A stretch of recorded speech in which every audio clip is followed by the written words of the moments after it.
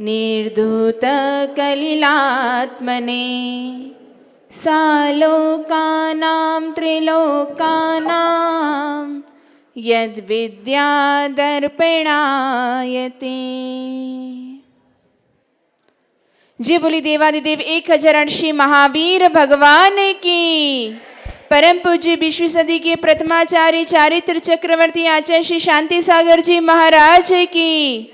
परम पूज्य वात्सल्यवादी पंचम पट्टाधीश आचार्य गुरुवर श्री वर्धमान सागर जी महाराज की। श्रीमद् जैन धर्म की।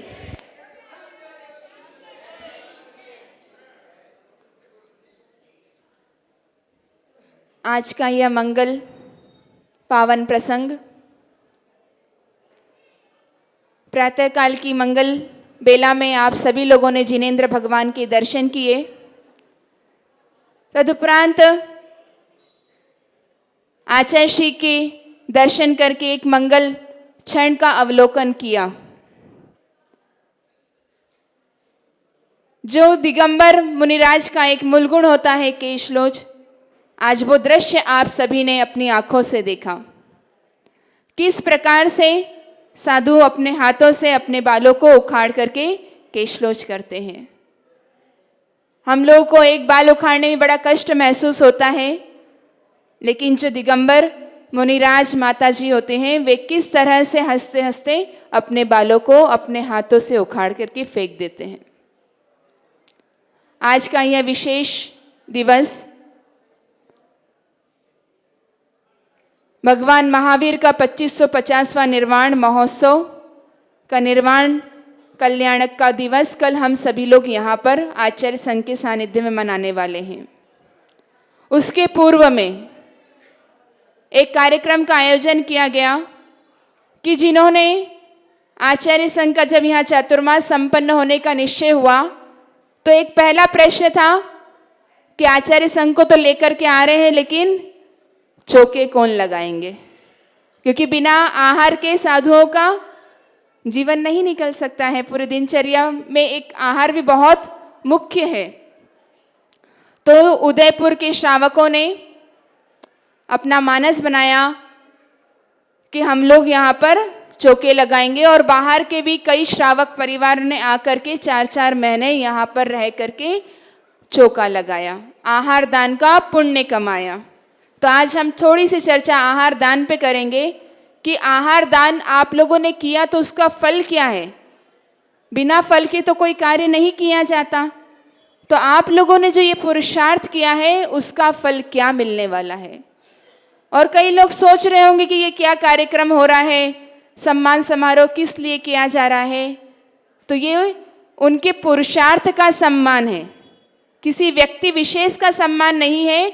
जिन्होंने समय का दान किया, जिन्होंने अपना पूरा समय सुबह 5 बजे से उठ करके 2 बजे तक का समय चौके में लगाया। कहना आसान है, करना बहुत कठिन है।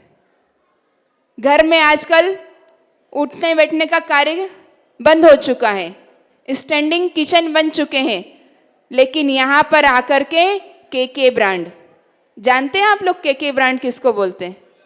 कोयला और कुआं। तो अपने हाथों से पानी कुएं से लेकर के आना और सिगड़ी पर बैठ करके आहार बनाना बहुत कठिन कार्य है। सिगड़ी के पास में बैठ करके पूरी रसोई बनाना। तो आज उस दान की महिमा का है कि जिन्होंने यहाँ पर अपने द्रव्य का उपयोग किया, अपने समय का उपयोग किया और साधुओं को आहार दान दिया। कहते हैं दानेन भोगा सुलभा नराणाम दानेन तिष्ठन्ति यशांसि लोके दानेन वश्या रिपवो भवन्ति तस्मात् सुदानम सतदम प्रदेयम। दान देने से जो भोग है वो भी सुलभ हो जाते हैं। जिस वस्तु की प्राप्ति हमें नहीं हो रही है वो भी सुलभता से हमें प्राप्त हो जाती है। दानेन तिष्ठन्ति यथांसि लोके, और जो दान करता है उसकी लोक में स्थिति बनती है, मतलब वो ख्याति को प्राप्त होता है। दानेन वश्या रिपुवो भवन्ति। जो भी हमारे शत्रु होते हैं वे भी वश में हो जाते हैं, शत्रु भी मित्र बन जाते हैं। इसीलिए आचार्य देव कहते हैं दान अवश्य करो। बिना दान किए हमारा श्रावक धर्म नहीं निभा जा सकता है। श्रावक का मुख्य कर्तव्य ही है दान और पूजा। तो कहते हैं एक आहार दान पे बहुत अच्छा भजन है। हो सकता है कि आप लोग आज इन लोगों से प्रेरणा लेकर के आने वाले समय में जितने भी दिन अभी उदयपुर में वो शेष बचे हैं, आप लोग के भाग्य जग जाए और गुरुओं को पढ़ा करके उनको आहार दान दे दो। ए जैन तूने जैन सान काम किया रे, आहार दान सान श्रेष्ठ काम किया रे। जितने लोगों ने अभी तक चौके नहीं लगाए और अभी तक किसी दिगंबर साधुओं के हाथों में दान नहीं दिया, उनके लिए एक आवाहन गीत है कि ए जैन तूने जैन सान काम किया रे, आहार दान सान श्रेष्ठ काम किया रे। रोता क्यों आज बार बार तेरा जिया रे, क्योंकि न तूने पहले कभी दान दिया रे। अभी तो हमें याद नहीं आ रहा है, लेकिन जब संघ का उदयपुर से विहार हो जाएगा तब आप लोग पछताओगे कि हम लोगों ने चौका नहीं लगाया और दिगंबर साधुओं को आहार दान नहीं दिया। श्री शेण महाराज ने आहार कराया, उस पुण्य ने ही उनको शांतिनाथ बनाया। श्री वज्रजंगीराज ने आहार कराया, उस दान ने ही उनको आदिनाथ बनाया। श्री शेन राजा का नाम आप लोगों ने सुना हो। जब वो श्री शेन राजा की पर्याय में थे और उन्होंने दान दिया था तो आगे चलकर वे शांतिनाथ तीर्थंकर हुए।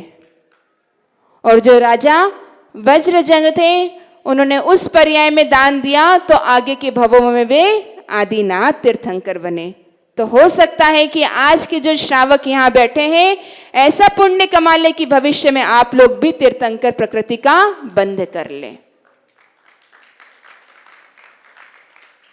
जो दान चारे भव्य पशु देख रहे थे, भगवान आदिनाथ के वो पुत्र बने थे। सोचिए, जो आहार दान देते हैं या सिर्फ वो देखते हैं, अनुमोदना करते हैं, वे भी भविष्य में जाकर के अगले भवों में भव्य जीव बनते हैं सिर्फ देखने मात्र से। वो पशुओं ने देखा था तो वे जाकर के कौन बने? आदिनाथ भगवान के पुत्र बने। पुरुषों ने दान क्षेत्र में ही नाम कमाया, श्रेयांश राज जिसने धन तीर्थ चलाया। भरतेश चक्रवर्ती जो षटचंड जयी थे, आहार दान से महान पुण्यमयी थे। इस दान से ही चंद्रगुप्त मौर्य हुए थे, जिनने की भद्र बाहु के श्री चरण छुए थे। ऐसे महान महान पुण्यात्मा जीव हुए हैं जिन्होंने मात्र आहार दान से ये सब पुण्य कमाया। पापक ने अनुमोदना आहार की करी, उस पुण्य से पर्याय धन्य कुंवर की वरी। श्री रामचंद्र जी ने भी आहार दिया था, जटायु पक्षी ने भी भव सुधार लिया था। सोचिए, तिर्यंच प्राणी भी आहार देख करके अपना भव को सुधार कर लिया। ओ सेठ बड़े पेट के अनुमान ना करो। जो बड़े बड़े सेठ है ना, क्योंकि यहाँ उदयपुर में बोलते हैं सेठ साहब, सेठ जी, तो क्या बोल रहे हैं उनके लिए? ओ सेठ बड़े पेट के गुमान ना करो, जोड़े से दे आहार आदिनाथ से बनो। आप लोग दान दे करके आदिनाथ तीर्थंकर, शांतिनाथ तीर्थंकर बन सकते हैं। अब आप लोग बोल रहे होंगे कि सब राजाओं की बात कर रहे हैं, कुछ रानियों ने भी तो किया होगा। महिलाओं तो चौका तो महिला लगाती है, पुरुष लोग तो आकर के पड़गान करके आहार दान सिर्फ दे देते हैं और नाम इनका हो जाता है, उनका ही नाम हो जाता है ना, हाँ, कि इनके परिवार से चौका लगाया। तो क्या बोल रहे हैं, श्री श्रीमती रानी ने भी आहार कराया, आहार दान ने उसे श्रेयांश बनाया। उसने ही आदिनाथ को आहार कराया, अक्षय तृतीया पर्व का प्रारंभ कराया। जो श्रीशैन राजा का जीव था वो पहले रानी श्रीमती थी, उन्होंने जब आहार दान दिया तो वो श्रीशैन राजा बनकर के आगे हुआ। आहार दान से तो भोग भूमि मिलेगी, सम्यक्त्वयों को देव गति श्रेष्ठ मिलेगी। आप ये मत सोचिए कि हमने आहार दान दिया तो हमारा समय व्यर्थ चले गया, हमारा इतना सारा द्रव्य चले गया, इससे तो हम कितना सारा अपने लिए उपयोग कर लेते। नहीं, अगर आप अपने सच्चे मन से पूरे भावों से अगर दान दिया है तो आपको भोग भूमि में जन्म मिलेगा, और वो सिर्फ एक आहार दान का ही फल है कि हमें भोग भूमि मिल सकती है। आहार दान से तो श्रेष्ठ भोग भूमि मिलेगी, सम्यक्त्वयों को देव गति श्रेष्ठ मिलेगी। ये दान क्या उपकार साधुओं पे करेगा, ओ श्राव को तुम्हारी दुर्गति को हरेगा। ये नहीं सोचना कि हमने साधुओं के हाथ में एक ग्रास भोजन दे आहार करवा दिया तो इनका पेट भर गया। अरे आप लोगों की जो दुर्गति है वो हर गई, अगर आपने सच्चे मन से साधुओं को आहार करवा दिया तो आप लोग नरक तिर्यंच गति में नहीं जाएंगे। भोग भूमि और देवगति आपको बंध सकती है अगर आपने अपने पूरे भावों के साथ दान किया तो।